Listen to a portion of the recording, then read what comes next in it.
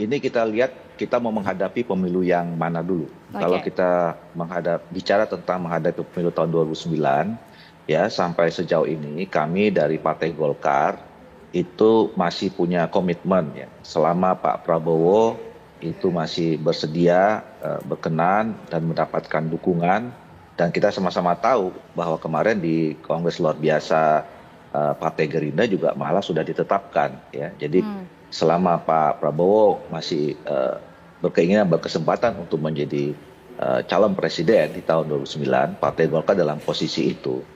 Nah, juga kalau kemudian pada akhirnya nanti ya karena pasangan ini dianggap baik pada akhirnya ya Pak Prabowo dan Pak Gibran, tentu itu menjadi bagian dari komitmen Golkar, walaupun nanti dalam pencalonan ya kembali kepada penetapan calon wakil presidennya itu juga pasti akan kita mendengarkan pertimbangan calon presiden yang dalam hal ini Pak Prabowo gitu.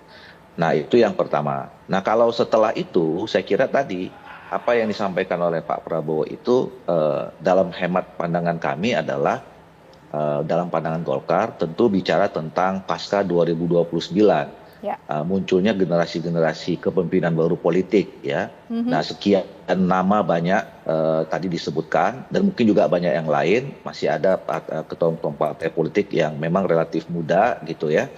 Dan itu yang kedua. Nah, yang ketiga, kalau ditanya posisi Mas Gibran dengan Golkar, nah sejauh ini memang kan kami belum mendapatkan konfirmasi, kan berkali-kali selalu ditanya ya, bagaimana Golkar merespon, apakah Pak Jokowi maupun Pak Gibran kan gitu ya. Nah kan ini selalu kan tentu kita melihat pendekatannya pendekatan formal saja ya.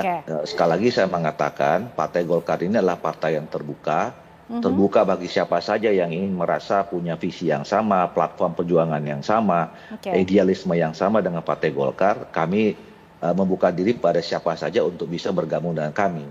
Tetapi tentu pernyataan gabung itu harus disampaikan oleh yang bersangkutan sendiri dan kemudian resmi gitu. Nah, kalau patokannya itu sampai sekarang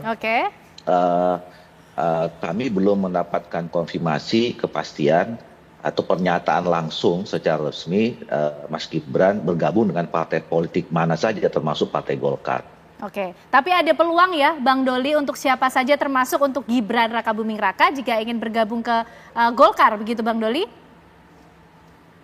Ya, itu berlaku sama dengan setiap individu warga negara Indonesia ya. Siapa saja dia, mau aktivis, mau rakyat biasa, mau presiden, wakil presiden, anak presiden, selama mereka punya atau merasa perjuangannya sama, doktrinnya sama, visi dan misinya sama dengan Partai Golkar, kami menerima dengan tangan terbuka. Oke, baik. Kalau Pak Hendrawan melihat kehadiran Mbak Puan di situ tentunya juga menjadi representasi dari PDIP meskipun disebut kehadirannya sebagai Ketua DPR RI begitu kan. Nah, di PDI-nya sendiri seperti apa? Dulu kan juga Mas Gibran pernah menjadi keluarga dari PDIP begitu kan Pak Hendrawan? Jadi sebenarnya namanya saja humor, Mbak. Jadi kalau dibuat terlalu detail saat ini terlalu dini saya kira ya. Jadi karena ini esensinya humor dan sifatnya menghibur, yang logis dari apa yang disampaikan oleh Pak Prabowo itu nanti kan asumsinya Pak Prabowo sampai tahun 2034. Pada saat itu Pak Prabowo usianya sudah 83 tahun. Jadi dia ingin menyatakan bahwa jangan khawatir Indonesia, karena kohort usia di bawah saya ini masih banyak ini, yang di depan-depan ini. 10 tahun dari hari ini Gibran baru 50 sekian, 40 sekian langsung bahkan dihitung 48. Ya. Pak AHY 56. Kemudian bahkan yang kontestasi kemarin Pak Anies, Pak Ganjar, Pak Muhaimin Iskandar itu kan kemarin kepala 5 semua. 56, 55, 58. Yang agak tua kemarin kan Pak Mahfud MD 67. Jadi Pak Prabowo ingin mengatakan kita tidak kekurangan stok. Itu sebabnya marilah kita mulai hari ini tanamkan prinsip persahabatan, prinsip persaudaraan. Karena Indonesia ini negara besar. Ya, sebelumnya Pak Prabowo selalu mengatakan dalam berbagai kesempatan, kita akan menjadi kekuatan ekonomi dunia yang diperhitungkan. Jangan sampai karena persoalan leadership, ya, jangan sampai karena usrek sendiri, ya, kita tidak bisa memanfaatkan kesempatan sejarah itu. Oke. Dan PDIP juga tentu ingin terus berkontribusi terhadap pembangunan Indonesia, menempatkan kader terbaik nanti dalam Pilpres berikutnya, siap bersaing meskipun tidak disebut begitu Pak Hendrawan. Betul, yang disebut masih AHY dan kan Gibran. Usianya masuk dalam kohort usia, Mbak Puan itu masuk kohort usia yang disebut oleh Pak Prabowo tadi. Nanti 10 tahun dari hari ini baru kepala 6 gitu. Jadi potensi-potensi ini harus terus mulai di grooming, dikembangkan dari hari ini, ya, agar kita benar-benar pada waktunya memiliki stok yang cukup gitu. Oke, baik Pak Hendrawan. Bang Andi, ini kan kemarin langsung ya ada di lokasi. Tahu vibes-nya seperti apa di sana, termasuk bagaimana situasinya di keluarga atau respon dari Partai Demokrat sendiri melihat candaan politik Pak Prabowo nih yang menyebut mengenai Mas AHY, Mas Gibran hari ini bisa duduk berdampingan, tapi nanti bisa saja bersaing. Responnya para kader Partai Demokrat seperti apa sih? Terus terang kami kan nggak berpikir, sebenarnya nggak kepikir bahwa Presiden akan melontarkan isu-isu seperti ini tentang kepemimpinan nasional dengan cara canda semacam itu. Tetapi tentu saja kalau di Partai Kader Demokrat semua tepuk tangan semua. Tepuk tangannya ini artinya apa?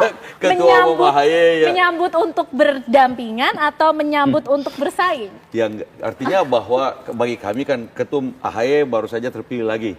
Secara aklamasi bagi kami memang bersyukur bahwa proses regenerasi kepemimpinan di Partai Demokrat berjalan dengan mulus, muncul figur AHY yang nampaknya sekarang ini juga termasuk yang dilihat dalam konteks kepemimpinan bangsa pasca Pak Prabowo. Pasca Pak Prabowo bisa 5 tahun, bisa 10 tahun. Tergantung Pak Prabowo sendiri kan. Kita juga sudah berkomitmen mendukung Pak Prabowo selama beliau berkehendak untuk maju bisa sampai 10 tahun. Jelas itu disampaikan kemarin. Tapi pasca Pak Prabowo tentu saja kami Partai Demokrat sudah siap juga untuk memulai menawarkan kader terbaik Partai Demokrat untuk kepemimpinan bangsa ke depan, yaitu sekarang ini Mas AHY.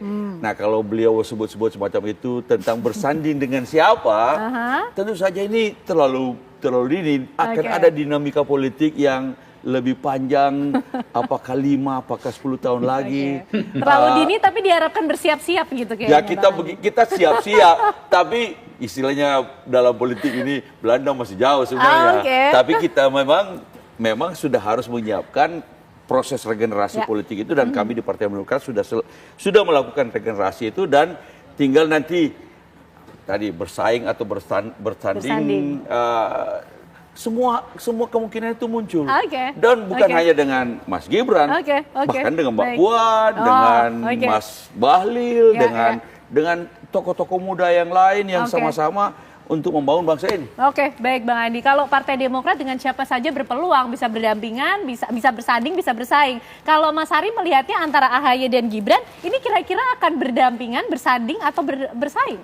Pertama, dalam politik itu tidak ada yang eksak gitu ya. Jadi semua kemungkinan bisa terjadi. Tetapi sekali lagi saya menganggap bahwa ini vibes-nya Pak Prabowo ini dapat di Demokrat. Vibes-nya gimana Mas? Suasananya gimana? Sementara di luar masih ada Indonesia gelap, ada Danantara. Apa yang coba disampaikan dengan itu? Hatinya mungkin lagi suka ya. Tapi yang jelas, saya ingat dengan perkataan De Gaulle. De Gaulle ini pemimpin Prancis. Politisi itu tidak pernah mempercayai apa yang diucapkan, tetapi dia akan kaget ketika rakyat mempercayainya.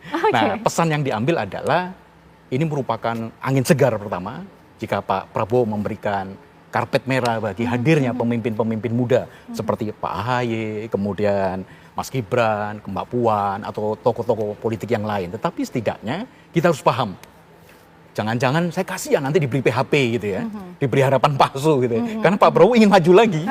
Padahal Indonesia butuh kepemimpinan baru di masa depan. Meskipun Pak Prabowo katanya kalau membicarakan mengenai Prabowo Subianto yang maju lagi ke Pilpres katanya terlalu dini lah. Sekarang PR-nya kan adalah dia diminta untuk dinilai oleh masyarakat bahwa dia setia kepada Indonesia, begitu yang disampaikan oleh Presiden Prabowo Subianto. Jadi nampaknya tidak terlalu ambisius begitukah Mas Ari? Ya, semangatnya mungkin harus kita ambil ya, bahwa Pak Prabowo ingin memberikan politik rekonsiliasi. Tetapi setidaknya Pak Prabowo harus belajar pada pelajar-pelajar di Papua Mereka menolak makan siang gratis, tetapi dia inginkan pendidikan gratis. Ke depan tantangan itu bisa dijawab oleh hadirnya kepemimpinan muda. Kepemimpinan muda yang membawa harapan. Kita tidak selesai dengan makna bersaing maupun juga bersanding, karena ada kalimat berikutnya, pesan yang disampaikan oleh Presiden Prabowo Subianto, bersaing tuh baik kok. Nah, ini yang menarik juga untuk dibahas ya.